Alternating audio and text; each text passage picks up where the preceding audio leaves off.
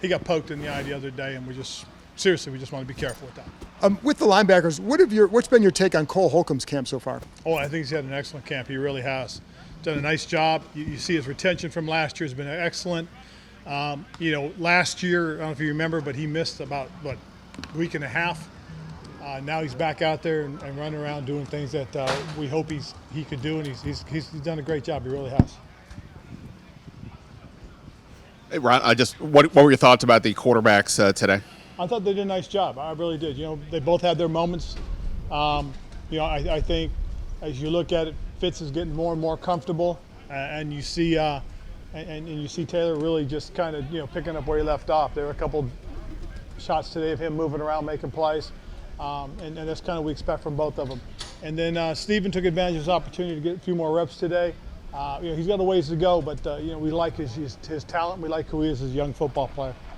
Is there a point during training camp where you look at the quarterbacks and think, okay, they should be the comfort level with the receivers should be here? Like, at what point is that where sort of the next mile marker for you? Well, that's what you're looking for. You're looking for when you start seeing that comfort zone where they can look at each other and get a feel and understanding of what they need to do to get themselves open to be a target.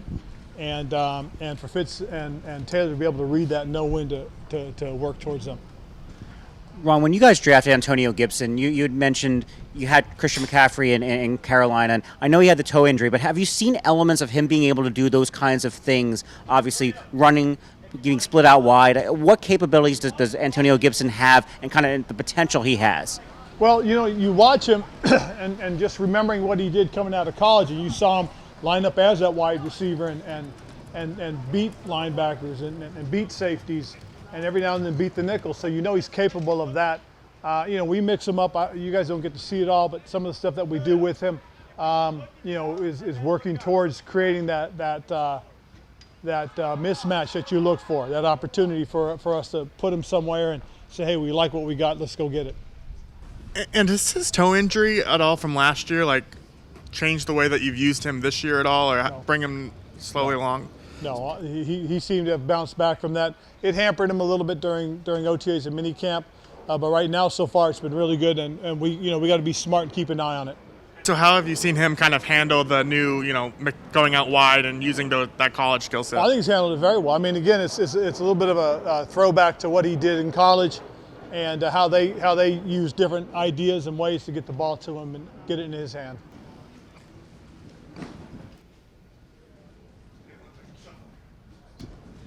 Hey, Ron, you mentioned last year, getting Antonio used to that running back position, when to press holes, when to do things like that. How have you seen that development, and I guess where is he at now in that?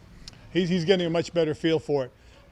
You watched a couple times today. He went into the line. You could see a little stutter step, and his eyes went outside, and he made a cut. Now, he did do that again, and he shouldn't have cut. He should have pressed it a little bit longer. And it's one of those things that, again, he's going to continue to work at it, get that feel, but you're starting to see it come. And especially, like I said today, I saw a good glimpse of when he does do it the right way, it can create something. And once he's at that baseline, a receiver, running back that you want, I guess, what does that allow you to do? I guess we've talked about it a little bit before, but what's next in terms of development that you want to see him add to his game? Well, what will happen is it'll increase his opportunities on third down situations for us.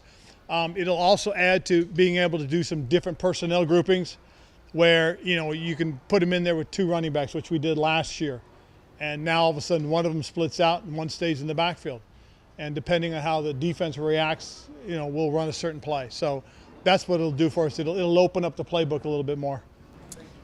Did you get the turnout at the vaccine event yesterday that you're hoping for? We're very pleased with what we did yesterday. It was a good step in the right direction, and we're continuing to trend up. Okay, and off topic from that, Montez Sweat had a play here where he kind of shoved J.D. McKissick out of bounds. Some offensive players took a little bit of issue with that. Is that something where you pull Montez aside and say, love the intensity is what makes you great, but here, let's dial it back a little? I already did it. Excellent. Appreciate that. Ron, I wanted to follow up on with Montez Sweat. We've seen him start talking, a lot of trash talking with the offensive players. What is the line that you feel like is there where it's okay to try to get in another player's head versus taking it a step too far? Or do you have those kind of conversations with him? That's what happened today. Go back to the mic. Thank you. That's what happened the day it got a little bit chippy. You know, our guys were challenging one another, and it did cross the line. And that's what we talk about. We talked about it after practice, that there is a fine line that we have to be aware of. We got to be careful the way we're doing it. But I also told the guys too. I said, when somebody starts talking, you can't let them get into your head. And if you can't deal with it out here, what makes me think you're going to deal with it on the football field? So it serves two purposes. You know, it some guys it gets going. But for me, it also helps me in terms of looking at guys and seeing which guys need to be talked to a little bit about dealing and handling that type of situation. And then I think this was maybe one of the first few times we've seen maybe Jimmy Moreland, Danny Johnson as well too, getting some looks with the first team in the slot. We saw Khalid Hudson. What did you think of some of their days because they got some extended playing time? That's something we're doing on purpose right now, Reed, to really take a look at some of these guys. We've actually rolled a few more other guys through that as well. You know, the way teams are running offenses now, the sub packages are becoming more prevalent. And so we've got a lot of guys that we want to take a real good long look at. Khalid is one of those guys that seems to deserve that opportunity. You know, last year we did it with Cam Curl. We put him in the Buffalo position. We've taken a look at Cam there. You know, it's a defense that we played in Carolina when we had Shaq Thompson, and Khalid fits that mold. And so we really want to take a long look at him. You know, we've had Cam down there a couple of times as well. So we've worked probably 5 different combinations of players in that situation. And we'll see. Going into the preseason games, we'll probably take a good look at a couple of those guys and see if they get it, if they have a good feel for doing that. Hi, Ron. Do you have a timetable for Kyle Allen and kind of what he's dealing with? That'll be a day-to-day. He tweaked his ankle, the one that he had surgery on last year. So, you know, we wanted to be careful today, give him an extra day, see how he is tomorrow, and we'll go from there. But right now it seems to be a day-to-day thing. For the receiver competition, for however many spots are at the bottom of the depth charts there, do you have a number in mind of how many guys you want to keep, and could that number change depending on how guys perform? That number will change. I mean, it's you know, we sit down, we talk about it, and you know, the range just goes up and goes down. And you know, what we've seen right now is we got a tremendous amount of competition right now. We're very pleased with the guys that we've brought in. Every guy out there is competing. Every guy out there has an opportunity. And we just got to figure out a way to get the young guys reps during the preseason games as well.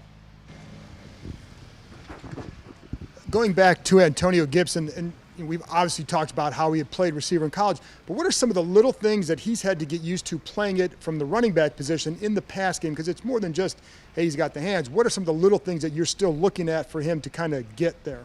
Well, part of it is when he takes off on his route, you know, the angles in which he takes the routes, and understanding that coming out of the backfield gives you a little bit more time to set up a move, but at the same time you've got to, you just can't kind of launch yourself. You've got to get going. It's a little nuances that running backs, you know, have been doing for a long time. You know, for him, it's really only been last year, so he's got to understand that concept a little bit more. I think he appreciates the fact that he gets matched up on linebackers a little bit more as opposed to DBs.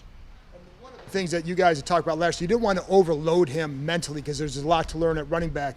Do you feel like he's handling all that part now well? He is. He's handling it very well because I don't know if you guys had an opportunity to see, but when we've done our nickel periods, you see him getting a few more snaps with the nickel groups. So he's done a nice job putting himself in position.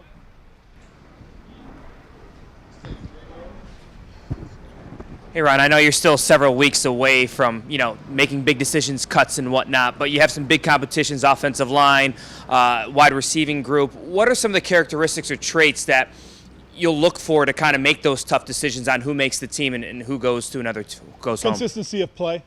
You know, when a guy gets an opportunity, especially one of our young backups, and he goes out and he performs well, and then he gets to go with the first bunch, because I don't know if you guys noticed, but we roll a lot of guys through.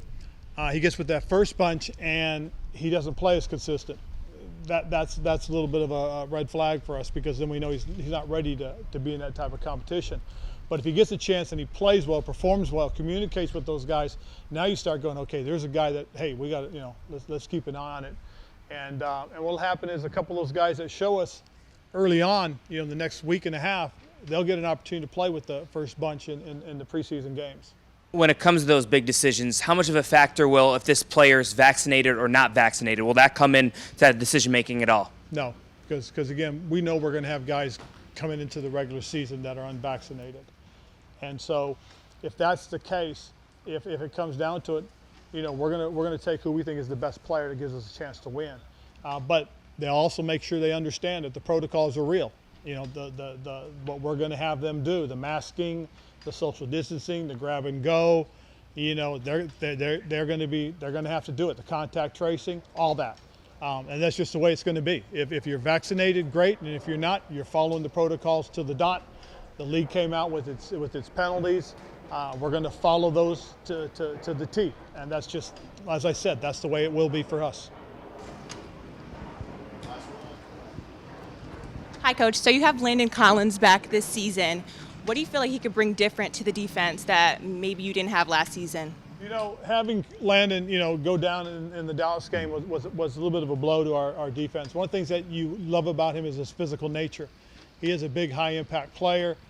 There's an enthusiasm that he brings to the table as well, and some stability. So I'm looking forward to seeing him continue to work. He's had a very good camp, and look forward to seeing him and watching him when he gets an opportunity to play in the first preseason game.